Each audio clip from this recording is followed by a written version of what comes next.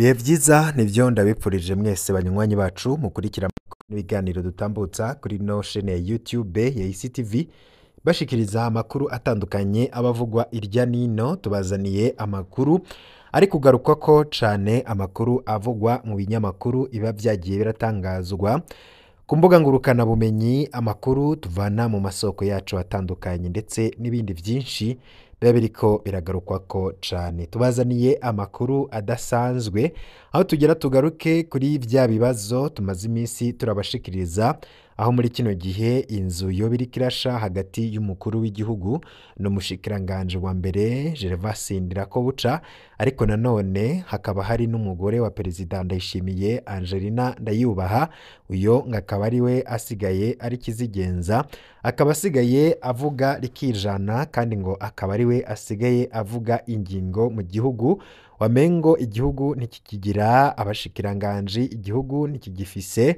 abahoze bitwa ibihangange ngo muri kino gihe akaba ari waboneka nkaho ari igihangange benshi rero babona ko Angelina Ndayishimiye ashobora gusambura igihugu mu gihe yobandanya iyo ngendo yiwe yo kwigira nkaho ari we afata ingingo ku bintu byose ariko umukuru w'igihugu nawe ngo akaba yaramenje kuba atuma umugore wiwe canke umutambukanye w'umukuru w'igihugu aja mu bikorwa bitamwerekeye ibikorwa bimwe bimwe vyategerezwa gukorwa n'abashikiranganje muri kino gihe birangurwa na Angelina Ndayishimiye bamwe rero bakabona ko uko Angelina Ndayishimiye abandanya kwivanga mu mabanga y'izindi ndongozi ariko agenda araryanisha abo bategetsi twarabahaye uburorero bw'ukuntu Angelina amaze gucanishamwo Generale Ndakugarika n'umukuru w'igihugu Ndayishimiye turanababwira kandi ukuntu Angelina yoba ari we yarabaye nyanduruko yo gukugwa ndetse no gupfungwa kwa General Alengiyome Bunyoni kuko Bunyoni yiyamirije akarenganyo yakorerwa na Angelina ndetse akanavuga ko yatumye Bunyoni adafata ingingo gutyo rero Perezida Ndayishimiye wakaba ariko arasuzuguza umugore wiwe abandi bategetsi bakomeye ivyo vyose ndetse n'ibindi vyinshi turaza kugenda turabigarukako imyaka 62 irarumanye mu Burundi busubijwe intahe yo kwikukira bamwe bati muri iyo myaka yose igihugu c'u Burundi cararanzwe n'intambara ndetse n'ibibazo vya politike ninde azoza kubaho umucunguzi w'abarundi muri kino gihe babona ko ibintu vyamaze kuyangara ese ho hari umwizero ko Burundi bizoshika bugasubirana iteka bwamanye maze hakaza ubutegetsi bukorera bose kandi ubutegetsi bushira imbere ineza y'abarundi ubutegetsi bushobora kubahiriza kiremwa muntu wese hari inzandiko zatoraguwe irya nino ahariko harabera umunsi wo guhimbaza intahe yo kwikukira izo nyandiko zitagira umukono zizwi nka tracte ziyamiriza umukuru w'igihugu Ndayishimiye Varisito muri izo nyandiko hoba havugwamwo ibiki murano makuru navyo muraza kubikurikira ni inkuru nyinshi izo nkubwiye mu mfunyapfunyo nizo ntakubwiye zose muraza kugenda muzumva ingingo imwe imwe ukwayo fyonda kuri subscribe maze uraje uraronka notification igihe cose dushizeko inkuru ndabahaye ikaze mw'idonido ryano makuru ano makuru tuyatangurire ku nkuru nari mpereje ko hari impapuro zitagira umukono ziyamiriza intwaro y'umukuru w'igihugu Evariste Ndayishimiye abanyagihugu bakaba bemeza ko zatowe mu gatondo ko kuri no genekerezo rya mbere z'ukwezi kw'indwi mwaka 2024 mu bice bitandukanye vyo mu gisagara ca Bujumbura abanyagihugu bari mu mwiheburo ndetse n'uburakari budasanzwe kuko babona ko ubwo butegetsi buhari ataco bubamariye aho ku mugwa mukuru wa politike w'u Burundi niho hariko habera ibirori vyo guhimbaza imyaka 62 igihugu c'u Burundi kimaze kironse intahe yo kwikukira bamwe rero bakaba batangajwe cyane no kubona izo tracte zatowe mu gihe hariko hariginwa insinzi Uburundi bukaba bwikukiye ku igenekerezo rya mbere mu kakaro 2 mu mwaka w'igihumbi kimwe amajana 1962 koko Uburundi bwarikukiye, koko indongozi zihari zirashigikira iyo ntahe. Turaza kubigarukako, tubanze tugaruke kuri bimwe mu biri muri izo taragite, impapuro zitagira umukono zatowe. Dutangurire kuri taragite imwe ifise umutwe uvuga ngo itangazo ryihutirwa riraba umurundi wese. Abarundi twese, aboroshe, abahambaye, abato n'abakuru, mu butandukane bwacu, iki nico gihe co guhaguruka kugira ngo dutabare igihugu cacu, kuko nta wundi azobikora mu kibanza cacu.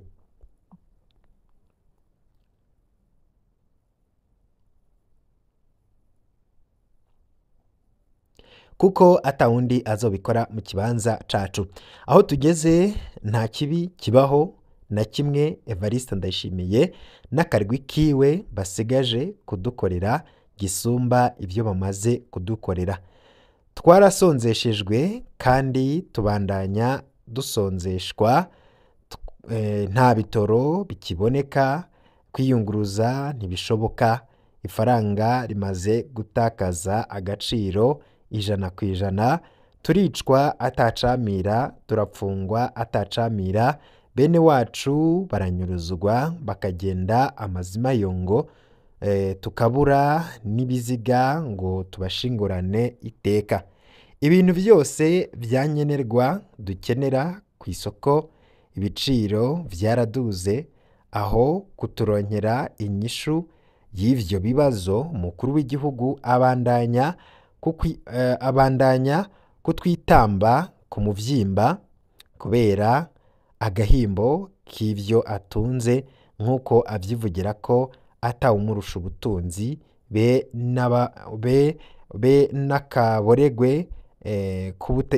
n'akaboregwe k'ubutegetsi. None turindiriye iki kugira ngo duhaguruke tuvyanke? Umuntu atinya ingwe ntatinya yamwinjiranye. Ivyo ni bimwe muri izo taragite zatowe ku mugwa mukuru wa politike. Hari izindi taragite, impapuro zitagira umukono zagiye ziratoragurwa irya nino, zirimwo ibintu bidasanzwe. Aho rero biboneka ko rwose abanyagihugu bamaze kurengerwa n'ibiriko biraba. Bamwe rero bakabona ko ubwo butegetsi budatoreye inyishu ibibazo biriko biribonekeza mu gihugu. Abanyagihugu bashobora guhaguruka bakagwanira agateka kabo. Ariko nanone bati Perezida Ndayishimiye nimba yananiwe natanga imihoho. Mbe nyakubahwa wewe, ko uvuga ko utunze gusumvya abandi, uraraba umunyagihugu muto muto ko nawe ariko arakuraba, ahanze ko umufasha kuronka ivyo afungura? Ati ni vya bindi abasenidefdede bamamwo, ivyo ntawo bijamwo, ubwo ni bimwe bita muchezo wa ndani, bagira bumve iryo tugona. Ati ivyo ntituvyitayeko, ati nibaturonse ibitoro, baturonse isukari, baturonse amazi n'amatara n'ibindi vyankenerwa tudafise mu gihugu. Na ivyo vy'impapuro zitagira umukono ni ivy'abasenidefdede, bati ababipfa n'ababisangiye. Twebwe abanyagihugu bato bato tutari no mu vya politike n'imigambwe, ivyo ntaco bitubwiye. Tugaruke ku munsi wo kwikukira ndetse n'ibidasanzwe vyabonetse, aho bamwe banabona ko rwose ari ibintu bidasanzwe. Imyaka 62 irarumanye Burundi busubijwe intahe yo kwikukira. Imyaka 62 turirimba Burundi bwacu, ariko muri iyo myaka twarananiwe kubaka Uburundi bw'abarundi bose.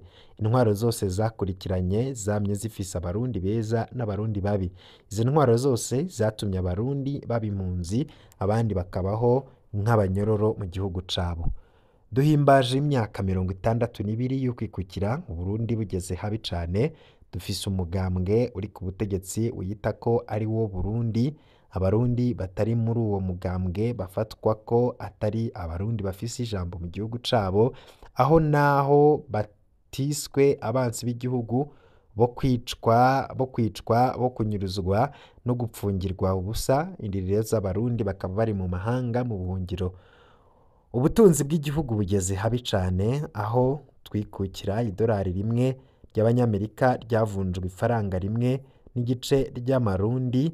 Uyu munsi idolari rimwe rigeze ku bihumbi 6,300 y'amarundi. Amashure yacu yari yubashwe mw'isi yose tucikukira, none ubu tugezaho umutegetsi wo hejuru yigisha ko ataco bimaze kwiga ngo ibiharuro ntibifata inswa. Ese iyi myaka 62 koba akaryo ko kwirimbura tugafata inzira nshasha itabara Uburundi n'abarundi bose. Uyu munsi ukwikukira ni umunsi wategerezwa kuba udasanzwe, ariko indongozi zihari muri kino gihe nizerekwa ineza ya bose bakurura bishira. Angelina Ndayishimiye ni umwe mu bariko bararikoroza cane muri kino gihe, aho bivugwa ko ngo yoba asigaye ari we perezida, ngo umukuru w'igihugu we ngo ntahari. Angelina Ndayishimiye yibukije ko arico gihangange gisigaye mu Burundi. Mu birori vyo guhimbaza imyaka 62 iheze Uburundi bwikukiye, umupfasoni w'umukuru w'igihugu yaje yambaye umudari uhambaye w'igihugu bita Grand Cordon. Mu myaka iheze uwo mudari waba wambawe n'abagabo babiri, Lieutenant General Adolphe Nshimirimana na General Guillaume Bunyoni. Aba bafatwa ko ari vyo bihangange mu butegetsi bwa Perezida Nkurunziza. Mu nyambaro yiwe, Angelina Ndayishimiye yibukije ko atawe bangana mu butegetsi bwa Perezida Ndayishimiye.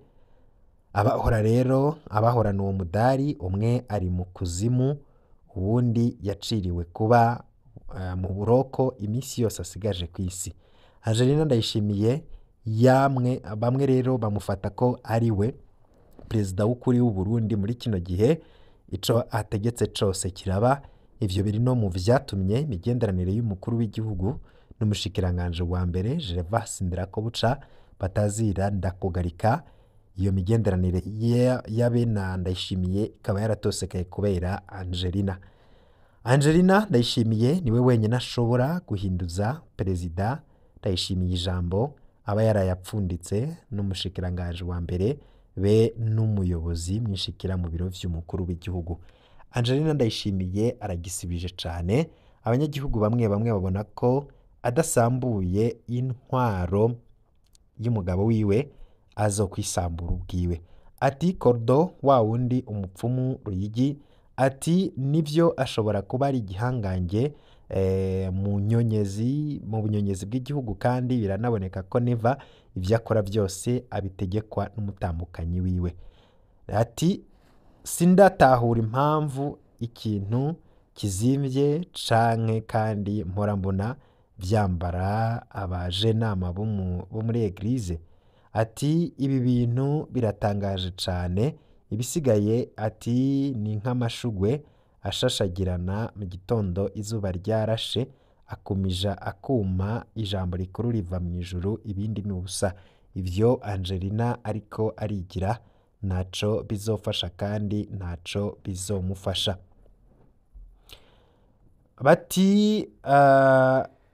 Ati ubutegetsi bwa Ndayishimiye burimwo agahaze.